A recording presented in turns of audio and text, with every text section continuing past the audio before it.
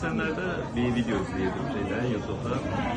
Aralık dənizinin bir vaxtlar okeanla bağlantısının kəsildiyindən danışırdı. 6 milyon il əvvəl bu Gibraltar boğazındakı o plato sürüşərək zəlzələ nəticəsində Aralık dənizinin bağlantısı kəsildi və su orada illər sonrasında, 200 min il sonrasında quruyur və 200 min il sonrasında bir zəlzələ daha olur və okeandan su açılır, okeandan su kilometre hündürlüğünde bir şəlalədən yukarıdan aşağı axmağa başlayır və bunu danışarkən mən öz içimdə səbəbini bilmədiyim bir qorxunu hiss edirəm. Yəni bu böyük bir şəlalə axınının, 1 kilometre uzunluğunda o dərinlik, dənizin dərinliyi, bunlar məndə səbəbsiz bir qorxu yaradır. Bunun fərqindəydim əvvəldən də, universitet vaxtında 4-cü kursda.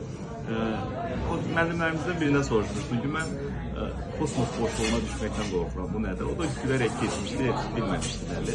Ama sonrasında araştırdım və gördüm ki, bu kenofobiya və yaxud da ki, megalofobiya deyən bir fobiya növüdür, spesifik fobiyadır və belə insanlar var. Dinamikləri isə daha psikodinamik kökənləri var. Bağlanma kuramlarıyla əlaqələndirilir. Yəni açıqlana bilir insanların spesifik fobiyalarını. Çox insanlar mənə soruşurlar ki, panik atağın səbəbi nədir, nədən qaynaqlanır, niyə mən panik atakı yaşayıram? Bunu biz təkamül nöqteyi nəzərindən açıqlamağa çalışırıq onlara. Hər bir spesifik fobiyanın bir səbəbi var.